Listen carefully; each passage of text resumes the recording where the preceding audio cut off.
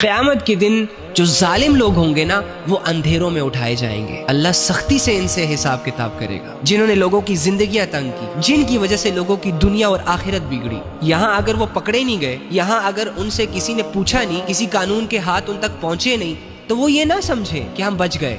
مر کے تو دیکھو ذرا ایک دفعہ، واللہ اتنی سخت پکڑ تمہارا انتظار کر رہی ہے نا، تمہاری چیخیں 7ویں آسمان تک جائیں گی. فرعون بھی کہتا تھا کہ میں خدا ہوں، میری مرضی کے فیصلے چلیں گے، میں جس پہ چاہے ظلم کر دوں، مجھ سے کوئی نہیں یہ پوچھنے والا. جیسے ہی اللہ کے عذاب نے اس کو گھیرا، ساری اکڑ ٹھکانے آ گئی، جھک گیا اللہ کے سامنے، چیخ چیخ کے کہہ رہا تھا میں سدھر گیا، میں لے آیا ایمان آپ پر، موقع دے دے. کوئی موقع نہیں ملا. ایسے ہی آج اگر اس دنیا میں کوئی بھی ظالم ہے، کوئی بھی کسی دوسرے پہ ظلم کر رہا ہے اور اس کی وجہ سے کسی کی زندگی برباد ہو رہی ہے، کسی کی عزت برباد ہو رہی ہے، کسی کا ایمان خطرے میں، واللہ ایسے ظالموں کی پکڑ بہت سخت ہونے والی ہے. اگر جنت کے شوق میں، اللہ کی محبت میں نیک اعمال نہیں ہو رہے تو جہنم کے خوف سے ہی برے اعمال سے رک جاؤ، ظلم سے رک جاؤ، بے حیائیوں سے رک جاؤ.